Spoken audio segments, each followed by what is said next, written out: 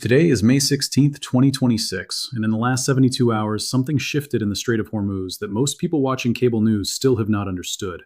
Iran's Revolutionary Guard Navy seized another commercial vessel near the Greater Tum, paraded the boarding footage across state media, and expected the same diplomatic shrug they have been getting since the tanker war games of 2019. They did not get it. Within hours, U.S. Central Command repositioned assets out of Bahrain. The Eisenhower Strike Group's replacement rotation moved its envelope west of the Musandam Peninsula, and a quiet but unmistakable alert posture spread from Al Udeid in Qatar to Al Dhafra in the UAE, to the forward operating sites the Pentagon does not name on press releases. Iran believes it just executed another routine pressure play.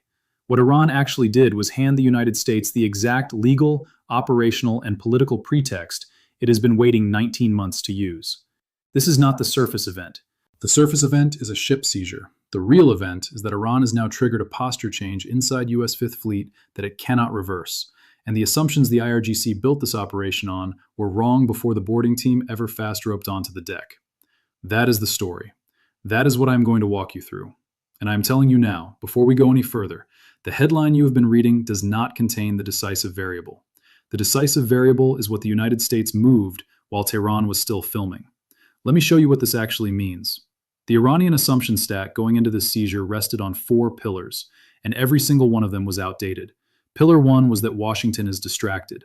Tehran's planners have been operating on the belief that with the administration's attention split across the Pacific, the Red Sea, and a domestic election cycle that has not yet cooled, the Gulf is a permissive theater.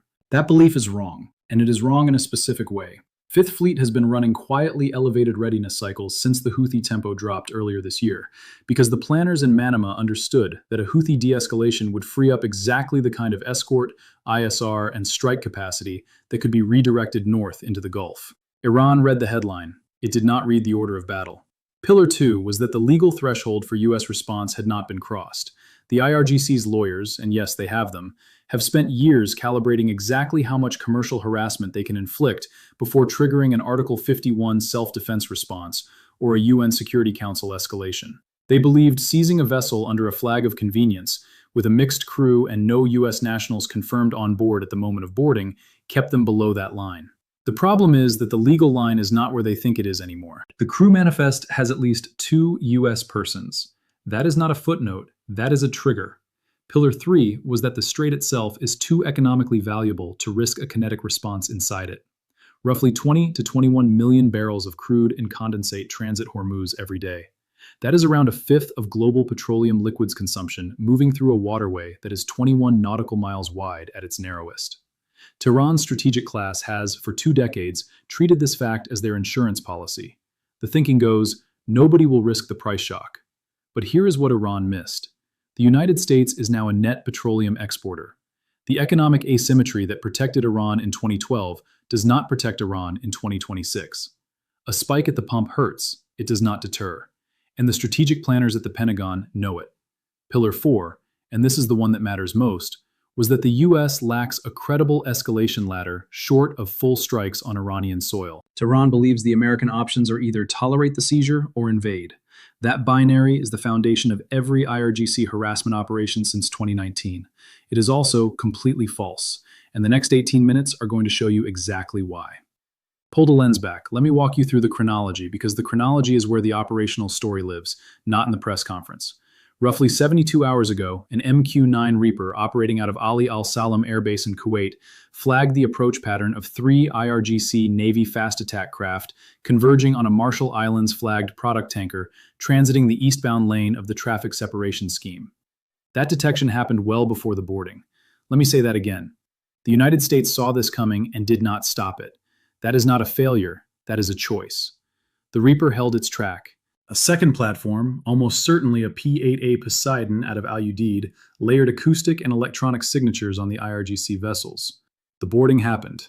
The footage went up on Tasnim and Press TV within 4 hours, and while Iran was uploading, the United States was repositioning.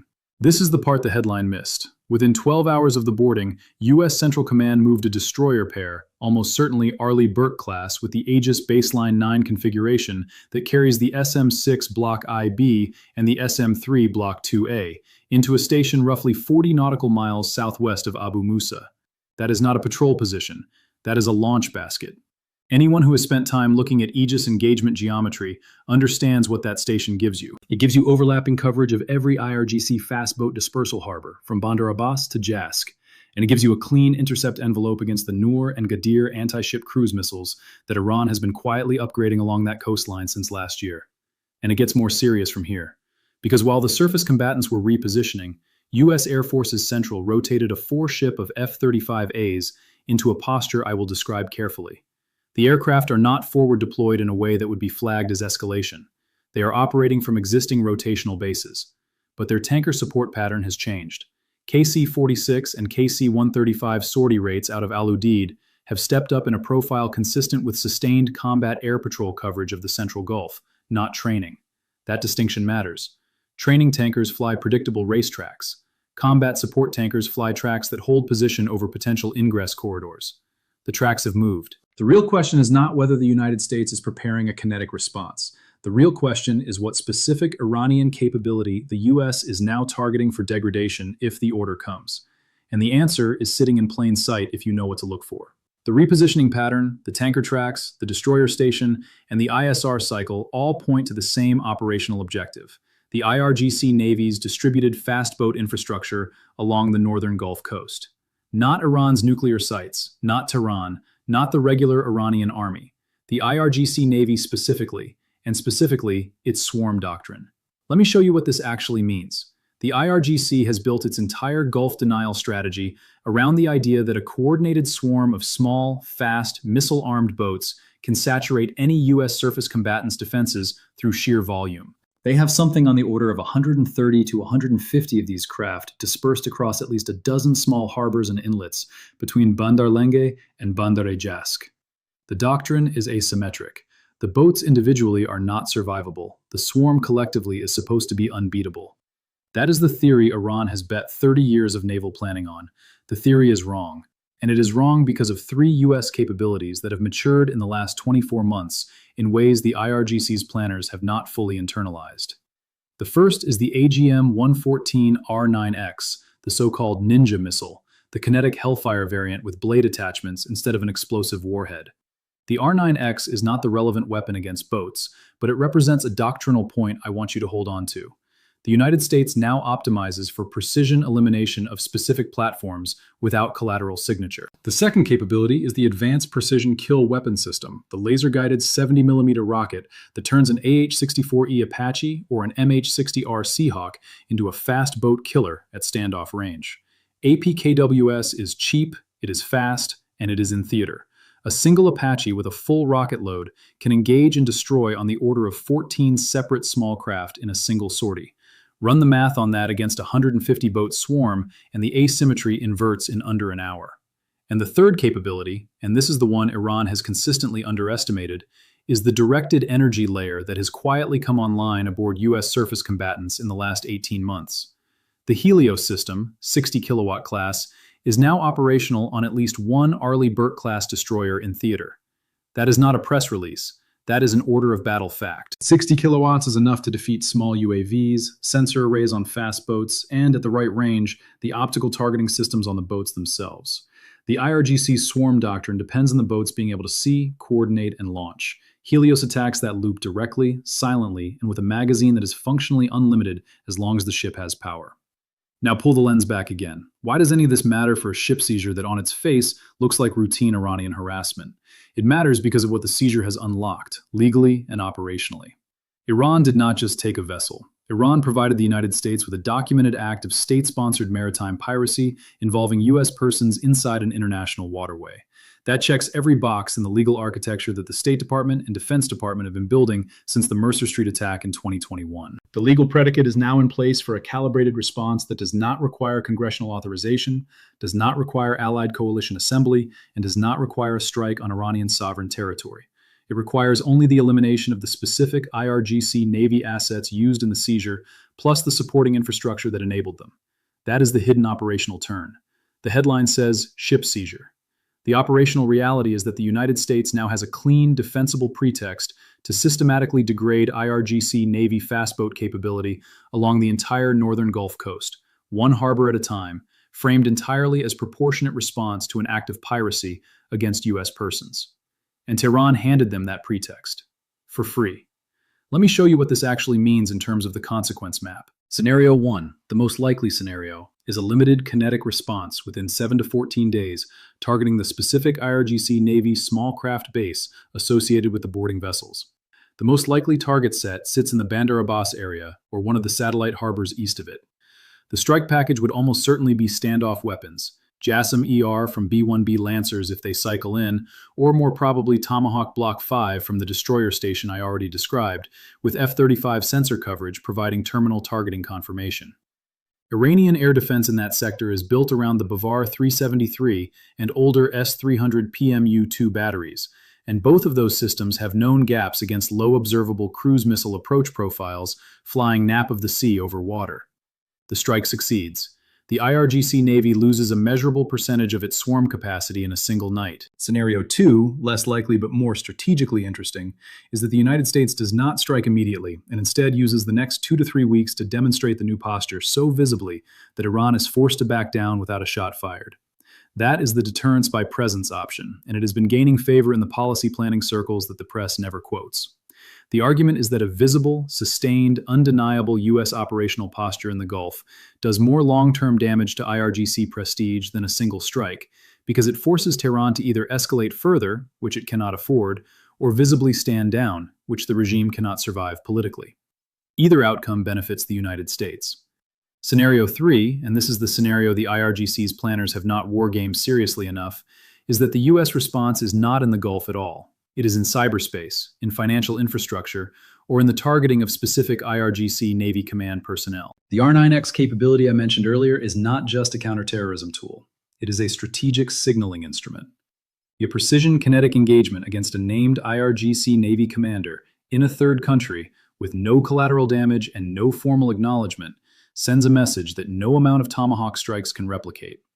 It says, "We know who you are, we know where you sleep, and the next conversation we have will not be diplomatic."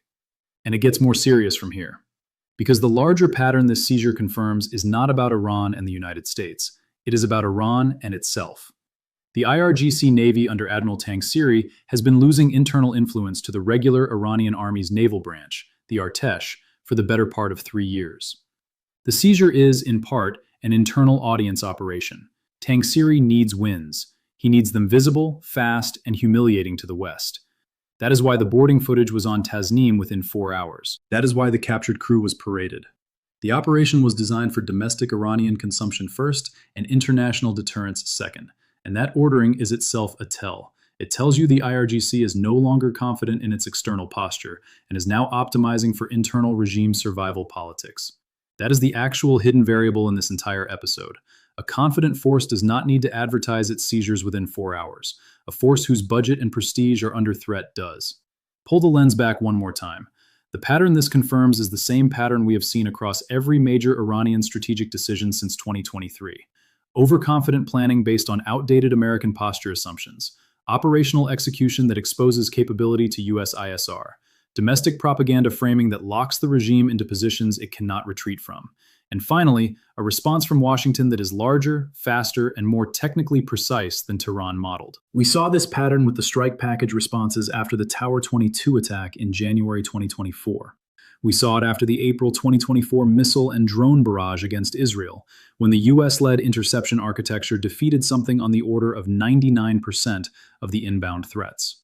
We saw it again last summer, when the Houthi anti-ship campaign collapsed faster than open-source analysts predicted. The pattern is consistent.